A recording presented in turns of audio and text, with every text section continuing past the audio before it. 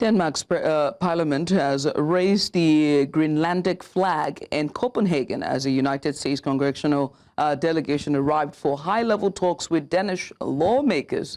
The move is widely seen as a strong political message underlining Denmark's support for Greenland amid growing U.S. interests in the Arctic territory. The flag was flown outside the Danish parliament building on Thursday as American lawmakers met with Danish officials to discuss security, cooperation, and regional stability. And now to discuss this further, we're joined by global affairs analyst Alexander von Rogen, who joins us live from Ontario in Canada. Alexander, good to have you on the news. I mean, let's get started. I mean, how significant is Denmark raising the flag, the Greenlandic flag, at this moment? How symbolic is this gesture, or is it just a clear political, geopolitical message to Washington, D.C.?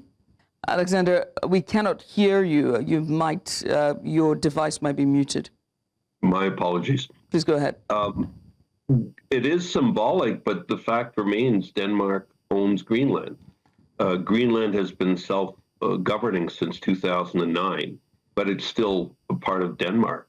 So to raise the flag to show unity or sovereignty, I think is a normal gesture. America's claim that they need Greenland and they want ownership of it. It kind of defies common sense. In fact, that America has other treaties around the world. Compact of Free Association is what they're called, COPAs, in many, many different countries where it allows U.S. military access for security, but at the same time respecting the sovereignty of the area or the country. We see this in the Middle East. We see this in Africa, in Djibouti, in Kenya, Camp Simba, throughout the Pacific, Marshall Islands, Guam. The need for ownership is something that America is pushing, and Europe is pushing back. It is disrupting NATO because America is a partner in NATO, and Denmark is part of NATO, and anything that incurs upon a NATO country automatically gets the support of all other NATO countries. So it's been disruptive. I have to ask you, just for the sake of our viewers, what exactly is driving this renewed interest by the U.S. in Greenland, and how central is the Arctic to global security and competition at this time?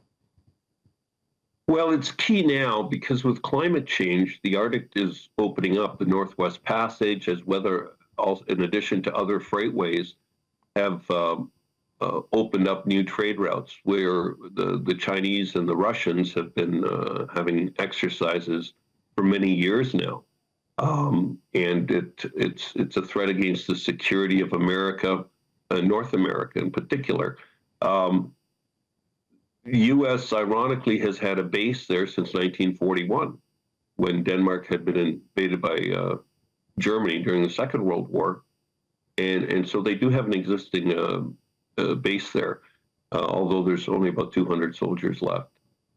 The key components now for Greenland are that it has vast mineral resources, and it is a key now transit point with the opening up of the Arctic for submarine routes, for transcontinental cabling routes, for internet. So it is a strategic point of concern, and that is what's heightened the U.S. interest in it. Right, and lastly, I do have to ask you, and then we'll press for time. So could this diplomatic moment reshape Denmark-U.S. relations, or is it more about managing tensions quietly? It's more of NATO-U.S. relations than it is specific to Denmark. Denmark is a very small country, but it's part of NATO. Canada is always also concerned here because Canada is now in the middle.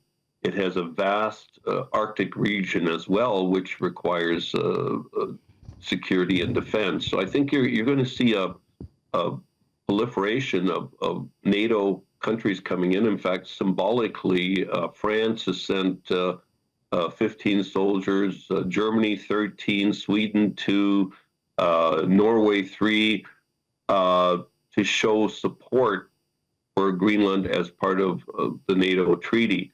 So I think we're going to hear a lot more about this in the news. There are diplomatic solutions that can take place here, but America wants to make America number one, and they want to take ownership of it. It's much like a real estate deal where somebody's doing an assembly of property, and Greenland is one of the pivotal corners of that assembly. All right. I use that comparable because, as you know, President Trump is a former real estate developer from New York, and he looks at everything as a deal. It's offended some people, so we'll have to see how this plays out. All right. He's getting a good pushback back home as well. All right. I must say thank you for taking out the time to join us, Alexander von Rogan there, who's a global affairs analyst, giving us insight following as the Washington meets with Denmark over Greenland.